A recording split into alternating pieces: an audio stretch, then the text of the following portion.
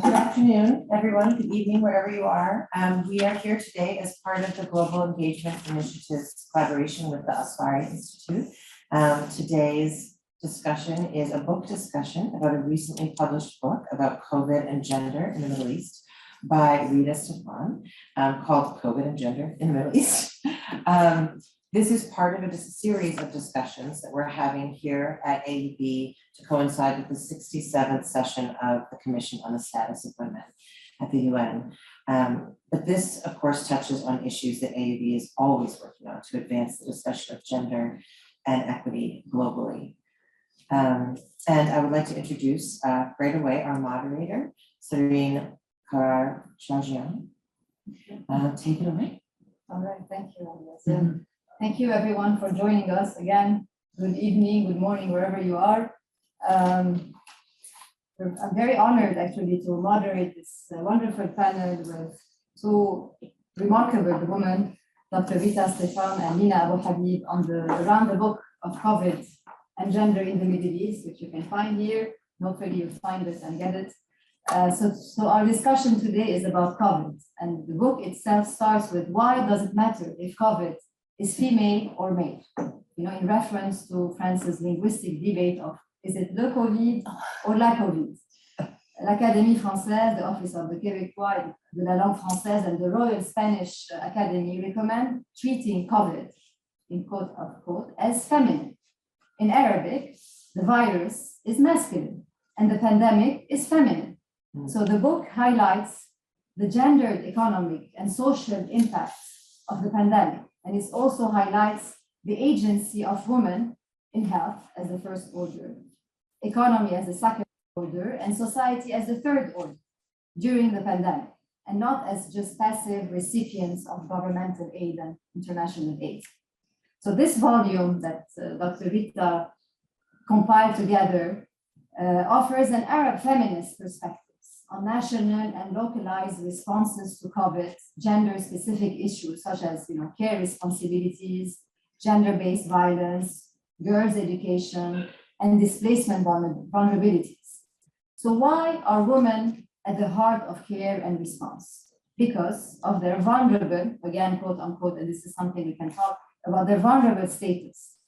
Protection of vulnerable segments of societies was highlighted in the discourse of the international organizations, implying that it's a pandemic response.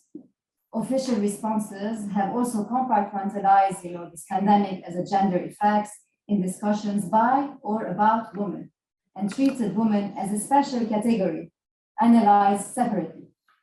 So the work of this book, or in the book, it keeps an intersectional theoretical feminist perspective, and we'll ask you this question, Dr. Rita, on the matters at hand, ensuring that everything that is looked at is done through the lens that recognizes the interlinkages of systems of oppressions. In other words, economic inequalities are linked with gender inequalities, which are linked to racial and societal inequalities, meaning that it is not proper to look at one without looking at the other. Again, you have to break the silos, as they are all interlinked. For example, one of the chapters in this book about COVID-19 as a threat to Lebanese women's precarious condition. It's a paradox faced by many Lebanese women who are highly educated and yet held hostage to multi-layered patriarchal systems, which is caused by a multitude of pre-existing societal,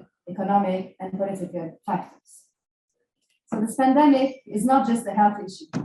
And this is what we will open it. It is a profound shock to our societies and the economies, at the heart of which are women. The social shock must be treated as seriously as the economic shock. And this volume allows women to participate and contribute to the knowledge production and the strategies on the recovery efforts, and bridging the greater gender gap. So we strive to assert that COVID is indeed female, and so must be its solutions. So without further ado, I'm going to introduce our two wonderful speakers here. Dr. Rita Stephan. Dr. Rita holds a PhD in sociology from the University of Texas at Austin, and a Bachelor of Arts in International Affairs and Jewish Studies and a Master's of Arts in International Peace and Conflict Resolution from the American University. She's also a research fellow at North Carolina State University and was previously a visiting researcher at Georgetown University and St. Edward's University. Our second speaker is Lina Abou-Habib. Lina is the director of the Asfari Institute for Civil Society and Citizenship at AUB. Lina is a feminist activist, a researcher with a long career working with local, regional, and international institutions, including the Royal Tropical Institute on Gender Mainstreaming and Feminist Activism. She has designed, implemented, and led multi-year gender equalities initiatives, including training. And so, no, we have to give you the. So yeah, Abou-Habib is a member of the editorial committee of the Gender and Development Journal and serves on the board of Haven for Artists. She also designs and teaches a number of undergraduate courses at AU. So without further ado, maybe we'll start with you, Dr. Lina, and this is, or Dr. Rita first, and then we'll jump to Lina. Why did you decide to write this book? How did you come up with this remarkable group of women who contributed from all over the region?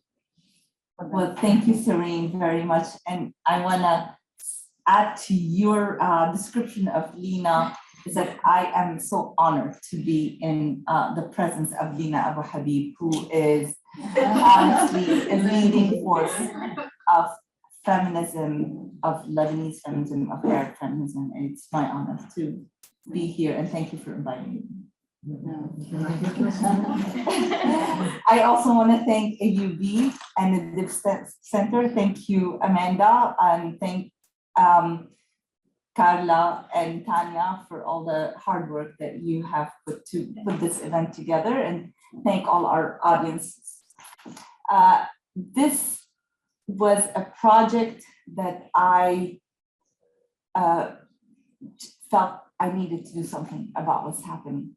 You know, COVID left all of us isolated in our homes, not losing a touch of humanity.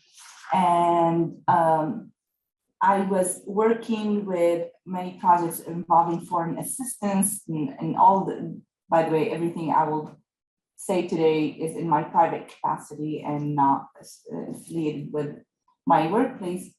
It is, and I found women are doing so many things, but no one's capturing their voices, their stories.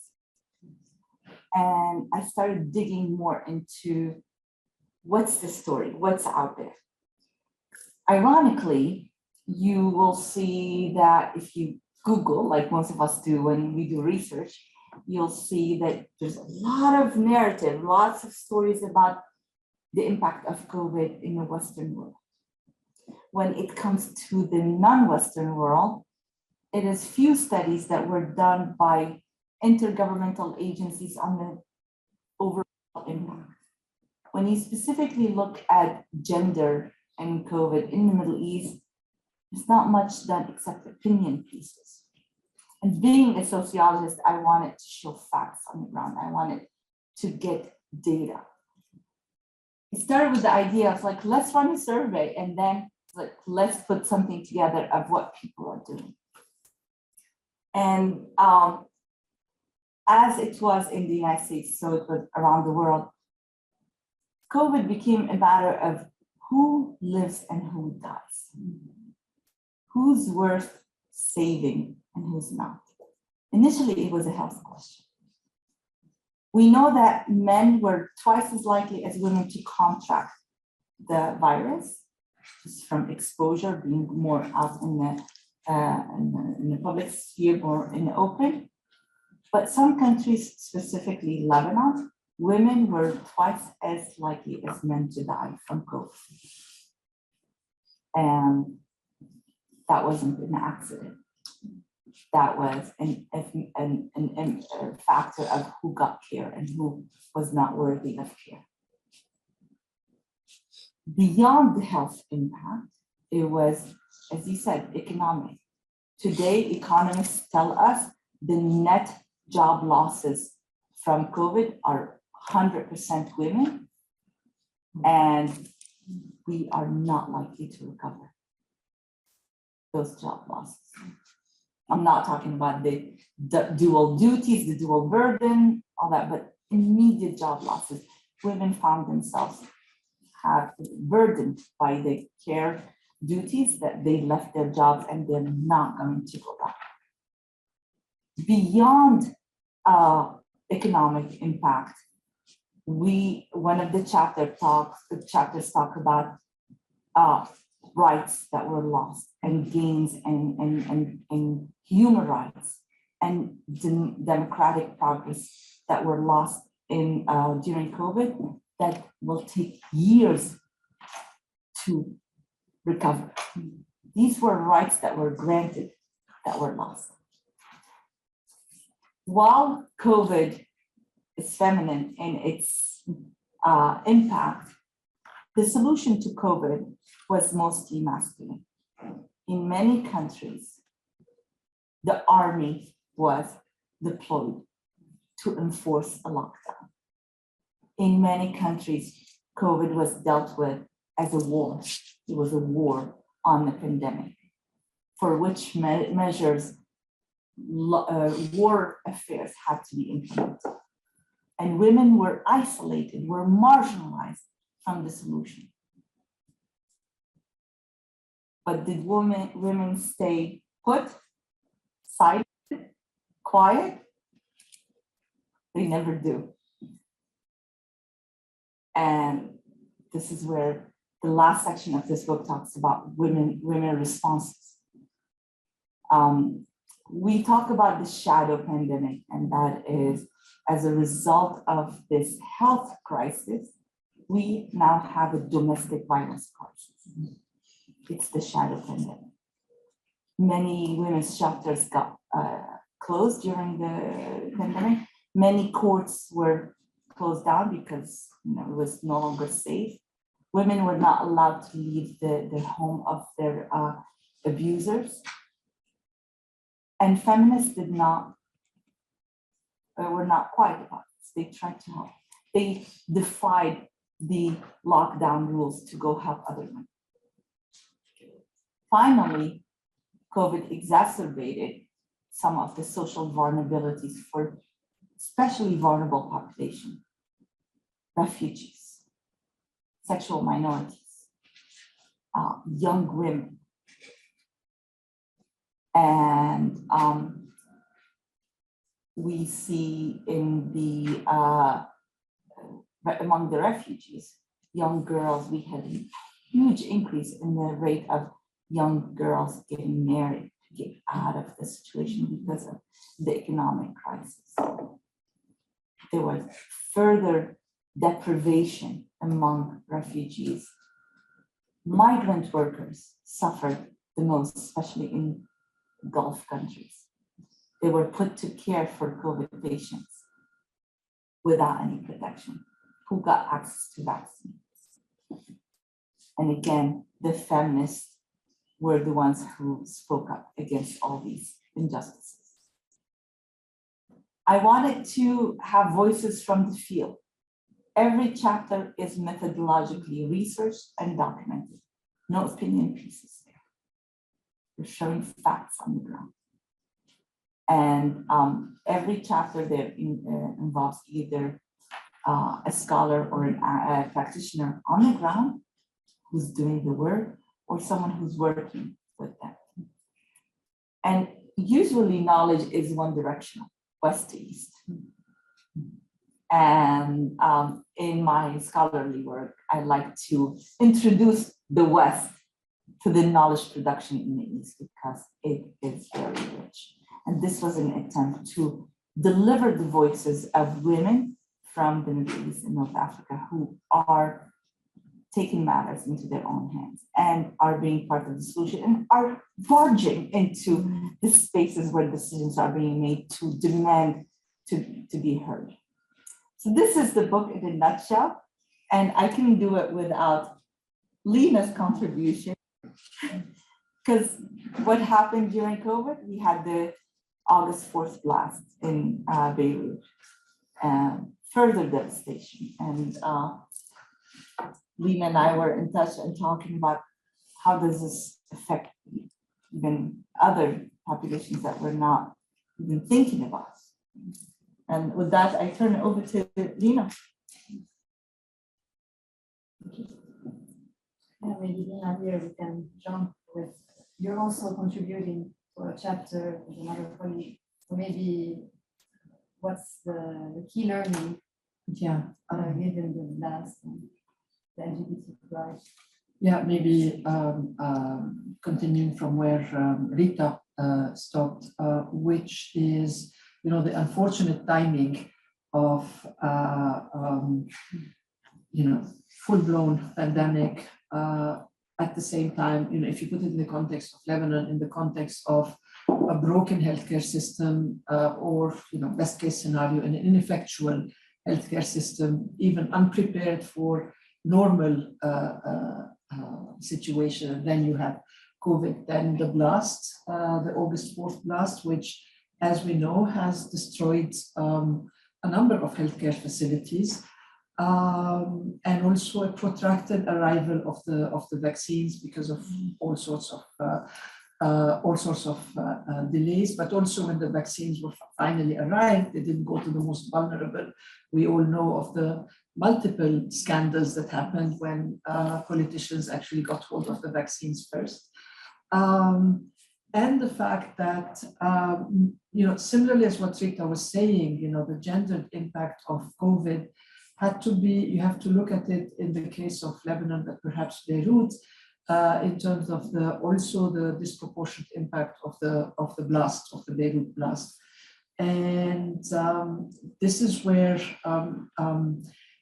so much action happened outside of the box and poorly documented, poorly visibilized, and really not valued in terms of what an amazing mobilizations happened, civil society mobilization happened.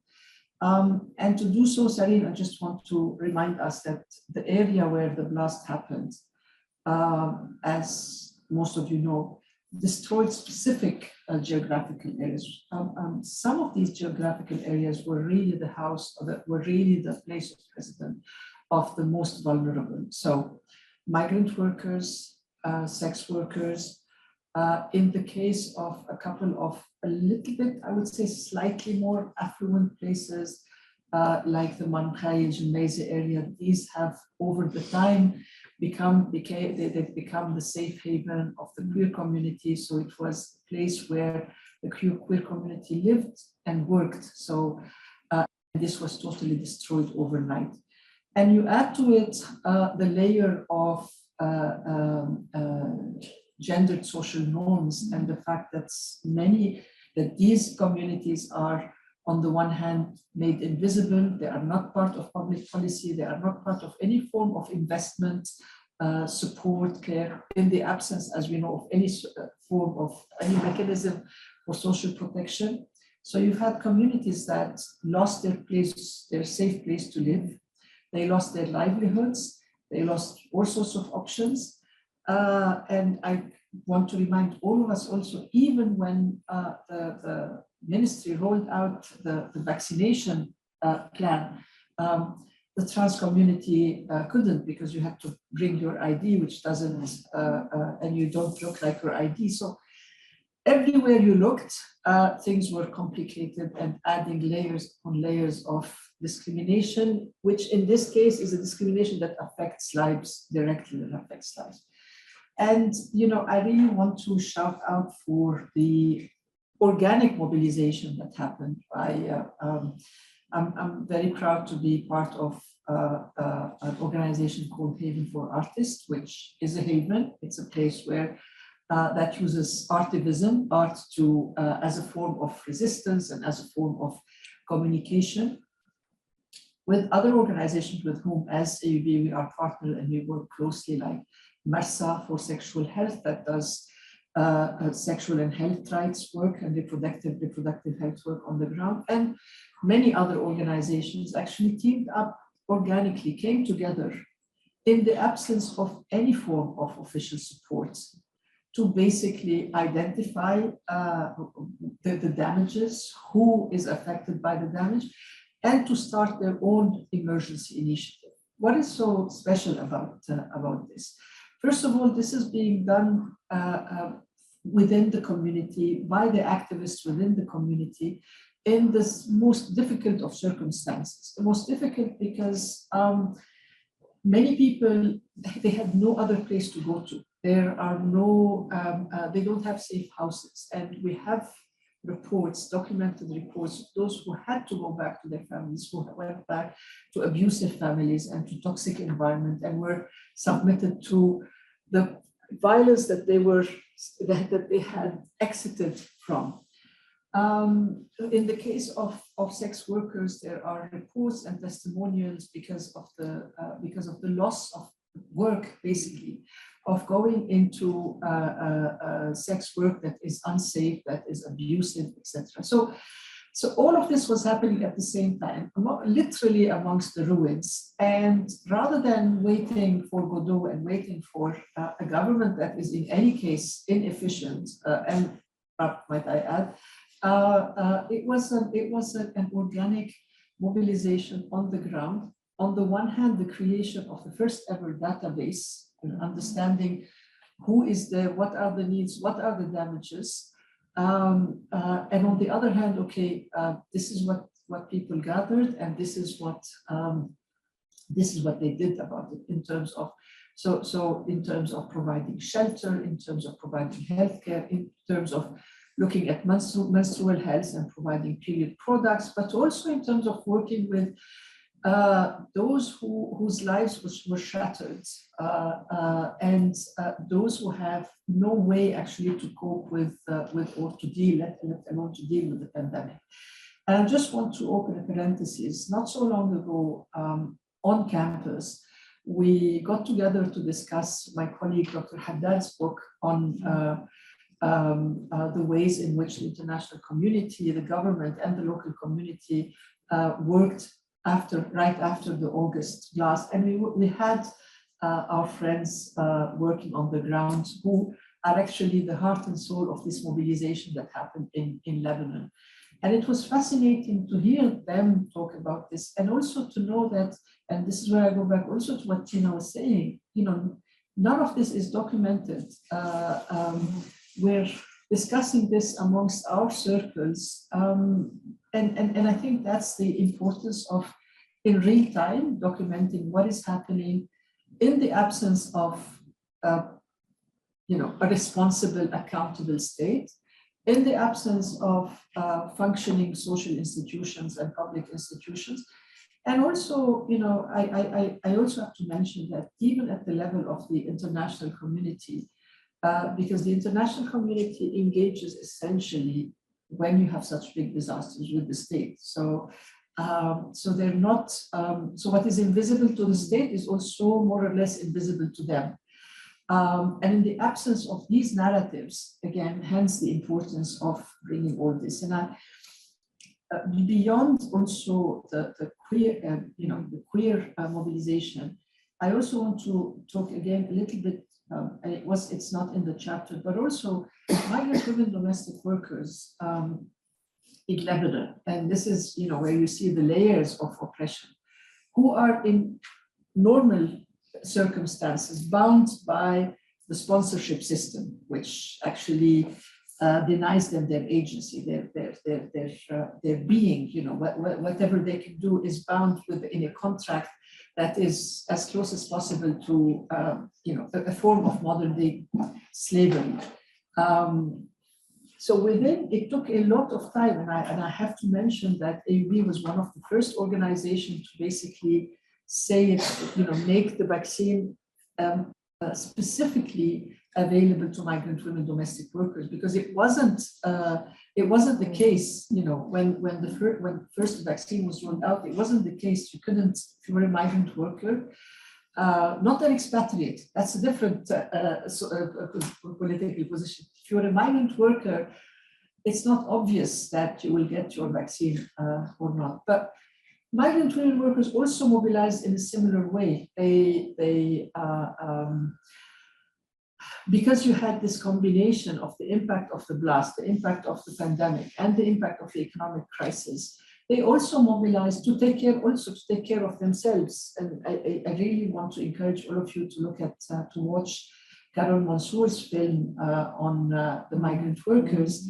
And she talks with many of them, and you can see it's the same way in terms of you have communities that are invisibilized, whose voices are less heard, who are in a situation where they are subjected to multiple forms of discrimination. And actually, at the end of the day, they manage to take care of themselves. And ending with saying, I think the most important thing that this book contributes to, and similarly I want to link it with Dr. Haddad's book, is in basically documenting this, and basically documenting this not by expatriate researchers or coming from Northern University, which is fine, but actually by the people themselves, you know, the homegrown knowledge production, which is what we missed, for instance, in the case of the Civil War, not missing the war, the Civil War, but missing the voices that should have recorded everything that women were doing during the Civil War to offset the impact. Thank you, Lina. And here it is very rich also bringing the discourses and the voices from the region. We always tend to look at the West and we forget that there are voices that needs to be documented. And maybe going back to you, Rita, here, as what was you know, your legacy by leaving a book like this? Maybe you have another one coming soon. What legacy do you want to bring together and as a reference book when it comes to voices of the invisible women who are every day going through so many challenges? Before I answer that, can I put the Lebanese experience in a regional context? There's a chapter in the book on comparing the different kinds of states and how they dealt with the pandemic. And we all hear stories of how in Qatar, those who were infected were put in 5-star hotels, right, and to quarantine. So I looked at all the region, and including Iran, and tried to compare responses to COVID. And 3 patterns emerged. And I call them the rentier state, the fragile state, and the failed state. And I'm sorry to put Lebanon in the fragile. I thought we were rentier. No, you're not rentier and you're not failed, right? And you'll see why on the basis of legitimacy, government legitimacy and resources, right? So maybe the Lebanese government is not as legitimate, but you know, it wasn't failed 100%. With rentier states,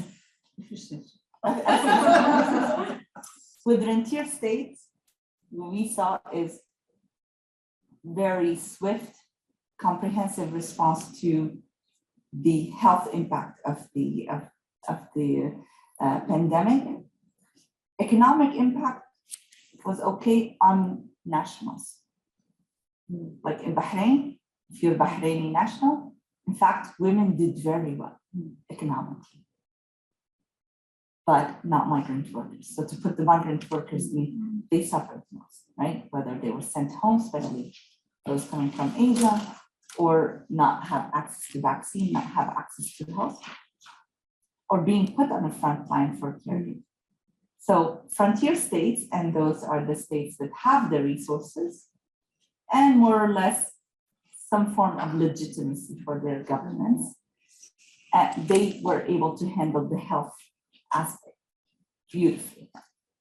The economic aspect, okay, for the most part. Where we saw suffering was the social aspects and the retraction of rights. In order to control the situation, voices, dissidents was silence. I'm going to take us to the failed states, and those include Yemen and Syria, and to some extent Libya. The tracking of the disease was very low, because either people didn't report it, or when it was reported, it was not dealt well. Lack of resources, lack of legitimacy, in which we see all rights deteriorate. Health deteriorates, economic situations deteriorate, and definitely the social impact deteriorate. Now, the fragile states, they struggled. They were somewhere in between. You have, what's the population of Egypt Today, 80 million? No, 10 million in Cairo. Yeah, 80 million. they only have 15,000 cases of COVID as of today. I find that difficult to believe. difficult to believe. Mhm. Maybe I'm naive. But I call it a fragile state, because they struggled with dealing with their with the situation. And by the way, it was very hard to find someone to write about the COVID situation in Egypt. No one wanted to. But I look at Jordan, I look at Lebanon, look at Tunisia. They struggled. They tried. They struggled. They struggled with resources, right? They struggled. They didn't have access to healthcare. They didn't have the infrastructure, and that's a result of corruption, of poor economic decisions and poor political decisions over the years. Those fragile countries also struggled with economic rights, because they tried, but then at the expense of health was the economics. When they tried to open up the countries, that the health flared back up, and all throughout, the governments were not ready, were not equipped to handle the situation. But in these countries is where we see rights, social rights, did not suffer. This is when the civil society stepped in and said, let me take care of this. And this is where, again, for years, I've written about the lack of credibility for civil society in the Middle East. That civil society does not have a curvature. I used to say, well, COVID, civil society came through. And you can judge it however you want, whether it's helpful or not, but migrant workers, again, comes up in the defense of migrant workers, because they were a vulnerable population all throughout in Lebanon, but also in the Gulf, elsewhere, right? But civil society was, because of lack of control, the government was too busy with too many things, that the civil society was able to work under the radar, not because they were trusted as an equal partner, but because no one stopped them. And this is where I think we need to give more resources to civil society, more power, more control, invest more in civil societies, because they did deliver. Now, to answer your question about the impact of this book, I want, when someone is researching COVID and gender, I want this book to come up.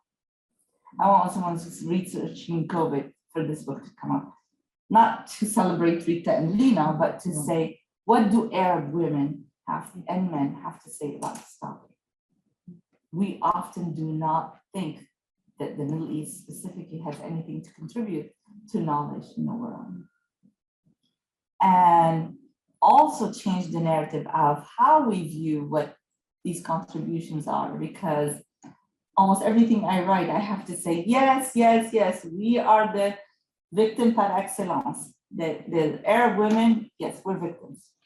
Victims, well, you name it, we're victims. No one outbeats us, right? But I'll wear that with pride. But we also have agency, and we express it, and we know what's good for us. We don't need anyone to sponsor us to come and tell us what to do or what's good for us. We can do that. and look at the creativity, the innovation, the resourcefulness. I'll give you the example of Jordan. Jordanian, of course, deployed the military to deal for the lockdown, and then wanted to, because there were protests, etc., they wanted to encourage this public support. So they started celebrating all the men who, they called them the heroes, the Jordanian heroes, who helped with the situation in Jordan, whether it was in the military or ministers or whatever. No women were celebrated. So one of the feminists said, well, we're going to do a campaign to celebrate the women heroes of Jordan who did do many things to mitigate the impact of COVID, whether it is in the health sector or ministers, Minister of Social Affairs. So kind of public awareness campaign to celebrate, to help. What can you do for women who are no longer able to work because of this? Connecting them with resources. So again, talking about Jordan, because this organization was set in place to do garments production, immediately when COVID hit, they switched to making masks. And then they became the suppliers for the Jordanian society with masks. This is a women economic network. And that's a feminist solution. So all in all is to celebrate these stories, these success stories that show agency, that show action, that show us not as victims. Again, I say this, we'll accept the victim identity. I wear it with pride again, but I'm also an agent. Actually, yeah, in one of the quotes, women are blamed when if they got COVID. They were blamed instead of, just, whereas men were more like victimized, it's haram, you have the COVID, but women, you're blamed, you went out. There are stories like this. So maybe around this, the role of civil society, and the role of universities, civil society actors when governments are absent, or they just, like Jordan and other places, they send the military to control movements and mobility. So maybe, Yeah, I mean, you have to justify all the money going to the military, so they have to make themselves useful. But when lockdown was pretty much the way of life, and again before the vaccine, which it was another turning point after the vaccine started, things also changed. But I remember we had regional meetings, different feminist organizations, and that was how we started to share with each other what everybody was doing. And coming back to a question, Sarine, so this is where you learn, for instance, that women organizations that run shelters, and Zena, we were in the same meeting, remember? So women organizations who are running shelters, for instance, especially for women in abusive situations at home, for domestic violence, actually went out of their way to reopen the shelters, which meant without any health parameters, without any support from the Ministry of Health, basically figuring out what is a safe shelter in a situation of conflict. How do you make sure? That was the whole thing that was happening. That again, it's only in our inner circles that we know about it. One of the organizations, for instance, had to work directly with the police so that they restart their hotline. I mean, which was in any case a very hard-earned gain to have a hotline for women.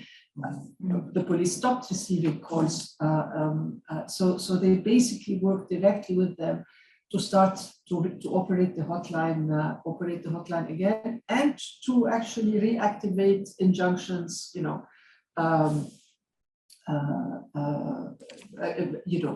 again, for protection injunctions, etc. In Tunisia, for instance, the organization who was with us in these conversations, they, again, organically, without any guidance or anything, they started to look up the sex workers, and they teamed up with the private sector to provide them with money for healthcare, for rent, for period products. I have to say, none of this is, I mean, there's a lot that we still need to do to recapture everything that was done by, civil society is heterogeneous. It's really not, we're not talking about, and large part of it as patriarchal as they come, but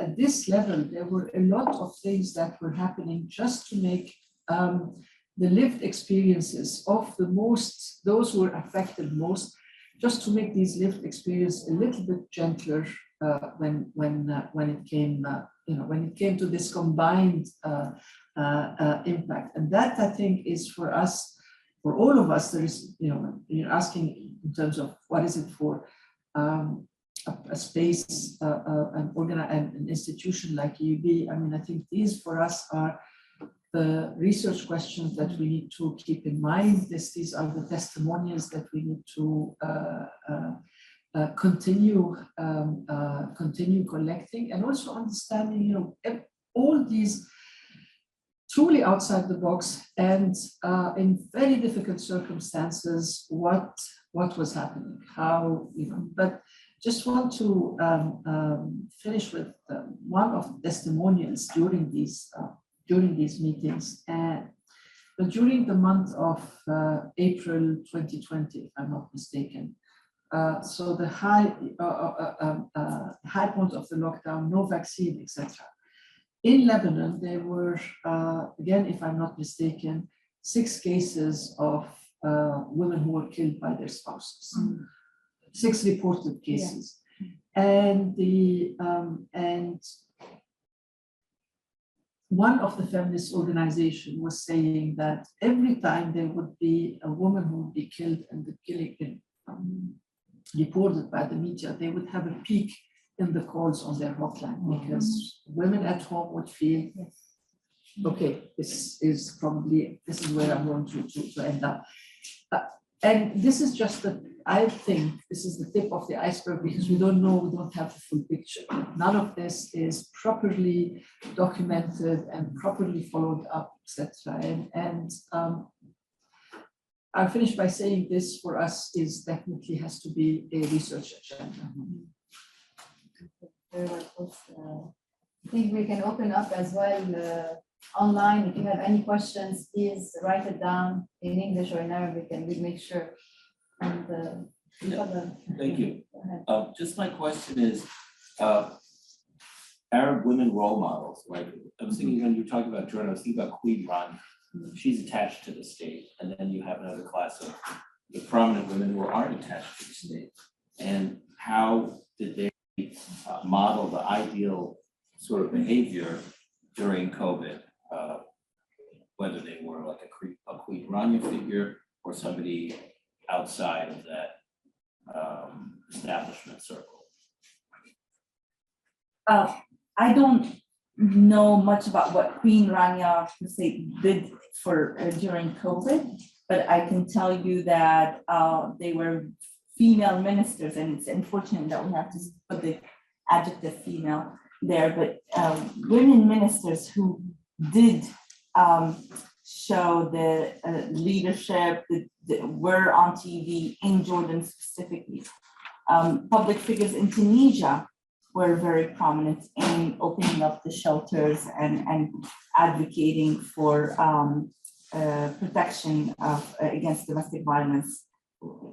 But let me just say, caveat that the media was not interested in women's voices.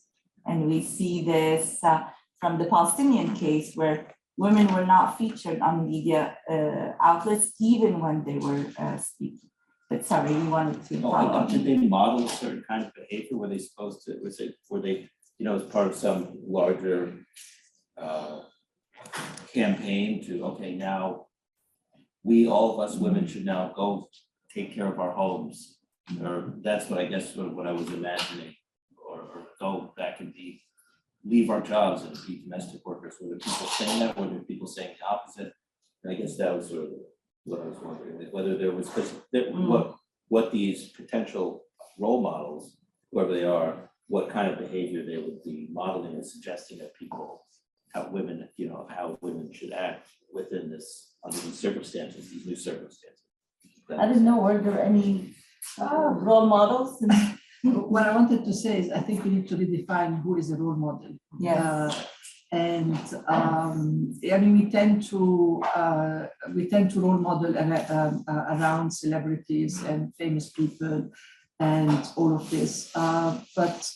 And these are, simply famous people within the patriarchal establishment. So I don't think we have yet to see, at least in this region, different voices within the establishment. It's a very rigid establishment. When you get there, it's because you followed the rules. So you're not going to unfollow the rules in different circumstances. But I think the role models were at the level of those who are invisible, those who mobilized, those who did something on the ground, those who took risks, the very, very, very, very unpaid and poorly treated women in the health sectors at the level of nurses and at the level of hygiene people, etc. So for me, that is the role model. I don't think in our again, I might be mistaken, but I don't think we have, or let me say, to do it in a little bit of a more constructive way, we've yet to hear feminist voices within patriarchal structures. So far it's an oxymoron, doesn't work together really. So so we haven't heard the public concern, for instance, to say, what are we going to do with women victims of domestic violence? Let's step up the response, because as the lockdown was happening, women who were living in physically abusive contexts were living in physically abusive context 24/7. And for instance, women who had an escape when they were being subjected to violence, they would, for instance, they would go to their sisters or to their friend, etc. During the lockdown, it was not possible. You had the possibility of catching the virus was very high, so nobody wanted to have anything to do with somebody else. So all of these potential safety exits for people, for women particularly, and for children, and for non-binary folks, were actually no longer absent. But did we hear a public concern leading to measures to say, what are we going to do about it? We've mostly seen it at the level of civil society, really, not at the level of, and maybe I want to add something, maybe perhaps unrelated to COVID, but it's just in terms of the role model. Recently, one of the pop artists in Lebanon, she's been known to support women victims of violence. She's sang about this. She's, very bad voice, but it's okay. She's sang about it. She,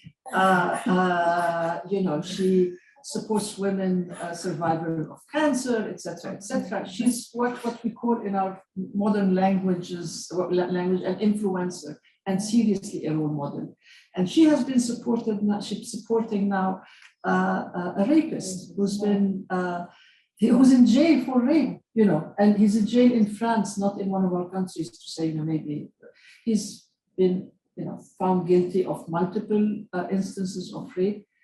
So that's here you are. This is a role model, an influencer, somebody who has a huge public in our a huge public in our region who's basically supporting a rapist. So that again, it leads us to redefine who's the role model, who is looking at, what does it mean to have egalitarian, democratic, open, inclusive societies. That was a long answer to Mentioning Alyssa, that reminds me, she and Haifa did a song in their pajamas when COVID first started, to kind of like encourage staying at home. It was cute. And it hit. But what you're asking is, are there women public figures who are influencers? You mentioned Queen Rania, and I challenged the room to come up with another figure. And Queen Rania is known internationally, right? And I don't know that she took any leadership role during COVID to deliver any message. I didn't see any. First, we don't have enough women leaders who are public figures, who are influencers. That's to start with. Why? Maybe it's the patriarchal system, but it's also these women are part of the patriarchal system feeding into it. And second, the messages during COVID were very much controlled, by an official narrative, who got to say what, and how much in many countries, and how much media paid attention to women's voices. I do want to highlight that in Tunisia, we did have success, maybe not on the public domain, but influencing decision makers to do something about women's rights. So do we have an Oprah Winfrey coming and saying stay at home? I don't think so. Who also represents the values that we, whether you like Oprah or not, she's my woman. That role model position is, I think, lacking generally in the public, among public figures in the region. No? whether political or entertainment or, yeah, definitely lacking. I mean, Who represent our Yeah. values? And you both mentioned representation and who really is representing. And then there is a question online which we'd like to take, and then we'll give it to you so that our audience. No? Oh, okay, great. It's a message. There's a Q&A. It was from earlier, they were asking about the sound. Okay, great. But feel free online to engage with us. Please go ahead. Thank you so much, both of you. Really, I'm gonna get one of these books afterwards. Such a sort of positive story for civil society, showing so much capacity. But I wonder if in any of the contexts that you researched and that you cover in the book, there is any indication, either in the time you were doing in the research or afterwards, that there was some institutional shift of responsibility from the civil society sector to the government sector in terms of, maybe in the more capable rentier states or in the fragile states, because civil society will carry this burden because of its values, but ultimately, dealing with and meeting the needs of these vulnerable communities is a state duty. So like that kind of dynamic as well.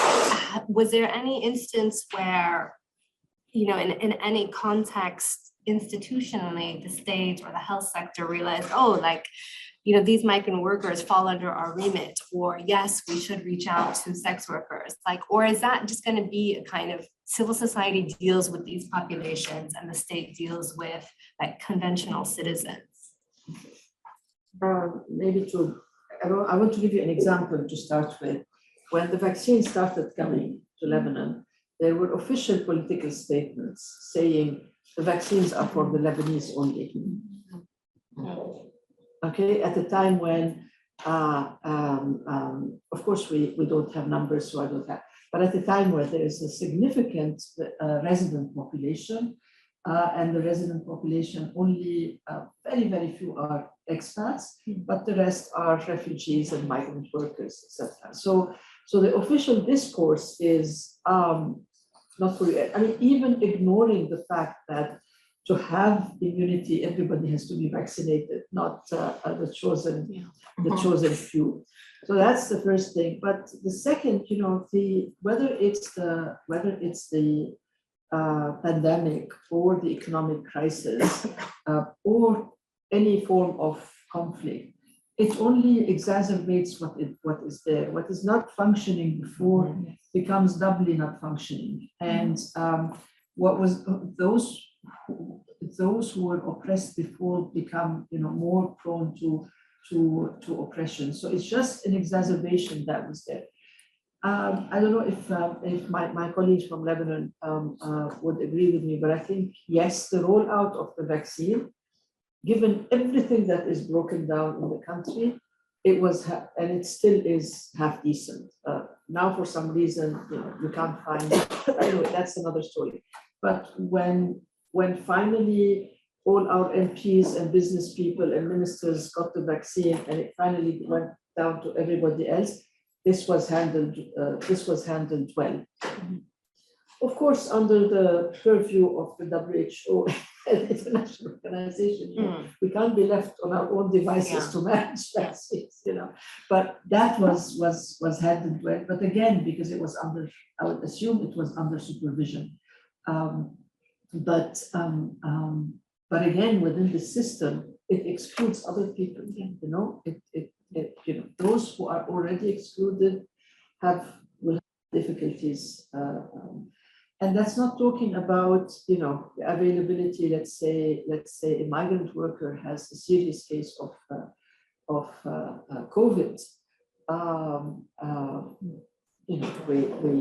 We're really not sure what will happen, particularly because, August, when August 4th came, many hospitals, many hospitals were destroyed, so the capacity was reduced.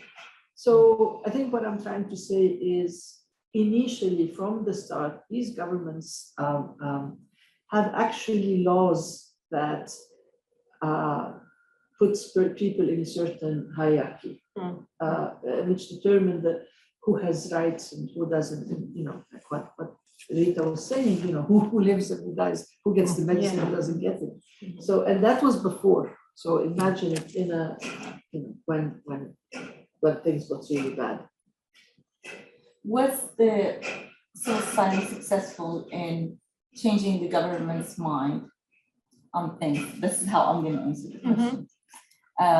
I know Palestinian activists were resisting some of the media campaigns that the Israeli government did for the Palestinian women to say, be a good Muslim woman, stay in your home, make fatir or whatever, like you cook for your family, like stay in your home, or showing kind of really gender roles as the driver for this quarantining. And women pushed back and said, this is unacceptable and don't do this. And the government backed down. In Morocco, before COVID, I'm gonna forget the number, Law 110 was passed to protect, this was the enactment of measures to prevent domestic violence or to penalize domestic violence. While the COVID hit and all the judges went home. And the women activists said, wait a minute, you just passed the law and you're gonna implement this law. And the government was like, sorry, it's COVID. And the women did not give up. And they said, no, you made a commitment, you're gonna deliver. And during COVID, this is when they intensified their activism to implement this law. So we saw this in Tunisia. But this is again where you have governments that are willing, or they create space for negotiations, like Tunisia, the Islamists and the secularist feminists were working together to make sure that both the Nahda and its secular counterpart work together to protect women. And so they got political parties to back them up. So yes, the civil society did have successes, but the government has to be semi-functional in that context. We have a question online, so I'm going to read it out loud from Dr. Vivienne Bada. Badaan. What do you think of the role of mutual aid networks under precarity and crisis, especially among vulnerable communities in our region, such as the queer community, with the absence of state protections and outright state violence? Mutual aid network. Yes. Like the one that happened amongst the queer folks or migrant communities. Yeah, I'm trying to think if we had any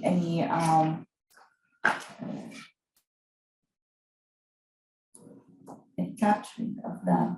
The one story that I have is again from Jordan, with when COVID hit, there was mechanism in place for support system, not assistance per se, but support system. This burgeoning of WhatsApp groups, support groups, and this WhatsApp community among survivors of domestic violence was what kept them going, was a resource for them, absence of all the hotline and the resources. And this is where they were able to help each other. Financially, though, I don't know of any. So the assistance was mostly symbolic, counseling, etc. I know among the refugee communities, we went into informal economy, which was already informal among women, but of bartering, because men were out of work, they were home, women could not work, so they started exchanging services. Yeah, I mean, I would add, maybe this is the only thing that worked or that we've seen working out of, again, this is just a rapid answer. Out of different things, I think, out of already an existing solidarity before. And I think the fact that for many communities, and I add again here, for migrant women, domestic workers, for queer folks, for folks with disability, and I'm not romanticizing this, I'm not saying there are tensions, there aren't tensions. I think of course there are, but I think there are different forms of solidarity that we know of that have existed before the crisis and before the different shocks, that and also an understanding that support is not going to come from other places, and this mutual aid and mutual support is the only one that is coming. In Lebanon, for instance, I'm going to invite those of you who don't follow them, but to follow a group called a group of migrant domestic workers that's called Enya Lenya and or Egna Lenya that Carol Mansour captures in her film, and it's a really excellent example of here you are, a migrant domestic worker in Lebanon on your own under a legal system that binds you basically with often an abusive employer, and oftentimes you don't have your passport, etc. Then you are thrown out because all of a sudden you're believed to be the cause of COVID, or because your employer doesn't want to pay you, etc. And there has been this kind of solidarity and coming together and really setting up an amazing example of mutual aid, which has become, at least if you just peruse the social media account, it has become quite sophisticated with crowdfunding, with and it's not just charity, it's actually incredibly empowering. It's about being together, it's about being able to be with your community and cook your own food and just be free from violence, free from sexual abuse, but also understanding that this mutual aid is, as far as I know, is something that has allowed the women to return home and not to return home broken. It's actually allowed women to have their period in a decent, without actually having to figure out, what are you going to do every month. Has allowed women to be together and cook their own food, etc. So what I'm trying to say is it has been successful where it has built on existing solidarity and existing, similar experiences of oppression and similar experiences of marginalization and being totally out, not on the radar of official. I wonder what others think about this question. Actually, we've seen so many examples, and I totally agree with what Lina was saying, that we saw on the ground that these were the examples that really worked. So they were the support system, they were the only support system for so many marginalized communities. And this is something that we need to research more on, to document this. And this is, I also add to what Lina was saying, this is what we need to do more, documenting those examples, what was happening on the ground. So it's in a way lessons learned. And these are the things that we should continue working on as research. Actually, I would like to add that even definitely this is a story that should be celebrated. So what we should celebrate is the agency and the activism and not the role model. We didn't have the role model, but the story of how organizations and groups came together and they came up with a response out of nothing, and they rallied support and they reached out to donors. And so this is something actually to be celebrated and highlighted. I mean, definitely at the level of organization, when I talk more at the level of feminist organization, there was this urge to come together, to strategize, and it coincided with the Beijing Plus 25 event. So, I mean, there was a momentum, and I believe this is definitely should be documented and studied as a sort of feminist response to an emergency. Hello, actually, I want to add to your question, especially in the case of Lebanon. Actually, the state, whenever we have a crisis, disappears and leave the space for a parallel state, which is the NGOs or the civil society.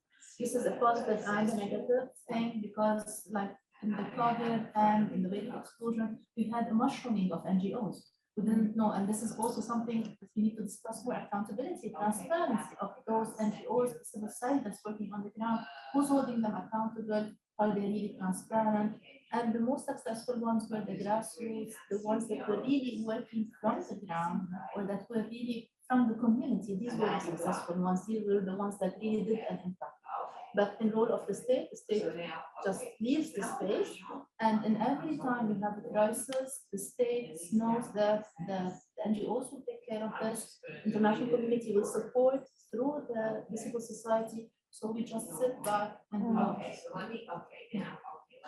Yeah, so true what you were saying, and it reminds me of a funny, I don't mean to be negative, one thing that happened in Lebanon, in Tripoli, for instance, one of the churches, I won't mention which one, they provided vaccine at the very, very early stage, just to this specific sect related to this church. And my mom's neighbor came to her and said, "What? I'm not taking it before you. You should come. You should come with me," because she's not. She does not belong to the same church. And my mom had this dilemma: should I go or I shouldn't go because I don't have the right to go? And I said, "What are you talking about? Just go and take it." So yeah, everybody stepped in and did whatever. So sometimes leaving the space to chaos is not very, very good because the impact of this. So it's okay, we want everybody to get vaccinated, but the consequence of having your neighbor getting vaccine, not you, heureusement they're old, but old people and mature, but for kids, for instance, like my neighbor got it, why they're going to this church taking it, I can't take it, things like that. So when this specific pandemic, it's a defining characteristic of the pandemic, it has to be dealt at a public policy level and, equally to everybody, but this wasn't the case in Lebanon, unfortunately. Okay, there's a lot of good interventions as well from the audience. I think we spoke about solidarity, power of collective work, working more south to south, having creating our own discourse, and to be able to influence on policy making in the region and even outside, and also accountability has been all these mushrooming of NGOs and civil society. Who do they represent? Maybe a final word, since we don't have any questions from, and then we can wrap it up and close it. 2 minutes, 2 minutes. We have 15 minutes, but Yeah, sure. We talked about a follow-up for this book, a second version. And when we were in Denver, Lina said there's so much more to talk about. And since the publication of this book, so many people have come up to me and said, there's so much more to add to this book. We don't talk about climate. We don't talk about segments of societies that were not even touched. We didn't talk about mental health as much here. And when I shared the idea with the publisher as a crazy idea, he said, I'm up for it. I think it's a great idea. So he agrees with me. This tells me that there's such hunger for true voices that come from the ground, that tell things how they are, and what are the ordeals that they had to deal with. And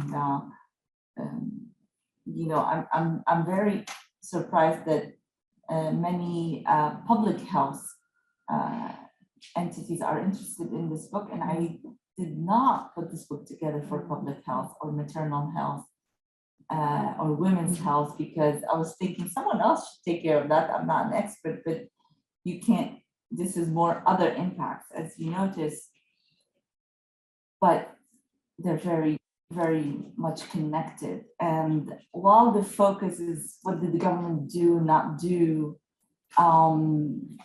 it's now 3 years after COVID. Where are we? Can we do stock taking? Can we see what were we able to recover, and if we did, why? What were the factors that contributed to these kind of recovery? Psychologically, where are we? Voices that were not included. I was in Japan just 3 weeks ago, and someone said there's this whole thing about the maternal dilemma that we don't discuss.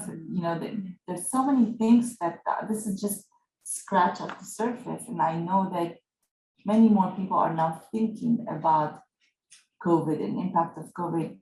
As a policy person, I'm thinking about infrastructure. Do we have the infrastructure to deal with another blow like this? And should we? Or is this it? We're good for another 100 years? I don't know. And there are many questions. Although there are some male voices in this book, I would like to see more male contributions, because unfortunately it's a compartmentalized, marginalized field to talk about gender. And I want to encourage more male researchers and activists to come forth and as allies, as invested in gender equity and speak up. There's a chapter on masculinity. I want to explore that further. Is masculinity only toxic? And we talk about that in Western context. What do we learn about patterns in life? There's so much to do. This is just the beginning. And there's so many topics that we need to have. And maybe COVID is just what got us talking, but there are many conversations that we didn't dare to have before COVID. And it's an opportunity. It's an unfortunate opportunity, but it cracked some structures that were so absolute before. And I hope we take advantage of this. Yeah, and I think, one thing that comes out really strongly is the fact that we haven't started properly even a process of encouraging more and more thinking and writing and researching locally about this, while at the same time we're noticing all these dynamics and incredibly rich dynamics and initiatives, and also tensions as well. And I, one of the things that I think are important for the near future, not even the long-term future, is truly get, and I think this is one thing that as AUB we need to start thinking, invest in it. And I'm talking about us as an institute that seeks to bridge, activism and academia within AUB, is to start building this homegrown research agenda and research strategy, where we kind of, democratize, who are the knowers and who should be thinking and writing, rather than, the usual suspect. And last September, we started this big conversation on decolonizing knowledge, and this is really, I think, part of our role and our mission is to actually engage with those who are creating these new experiences and creating these systems of connecting and of working and engaging, to basically be the knowers and the writers and the researchers and the thinkers, etc. And for us to value and visibilize all this massive amount of knowledge that is out there. And this is, the crises are not going to stop. I mean, it was only sheer luck that we weren't as devastated in Lebanon, for instance, by the earthquake as Syria and Turkey. Who knows next time? So there's no more time really. Or I would say it's truly the right time to invest in this kind of knowledge production. And women have to be at the table. Yeah, in the room should be, not just the table. On that note, again, thank you so much, Lina, Rita, and the whole the center here, Asfari Institute, Carla, Tanya, and for being here as well. And those are also watching us with us online. There's another series now. It's in 2 days, so please join us as well in the same room at the same time as 6 p.m. Thank you. We'll actually be having 2 more events tomorrow and Wednesday, and you'll find more information on the website. There are 2 different times, so check out the details there. One's on sexual and reproductive health and rights, and the other's on gender and climate justice. So we hope you can join us. And thank you all so much. Thank you.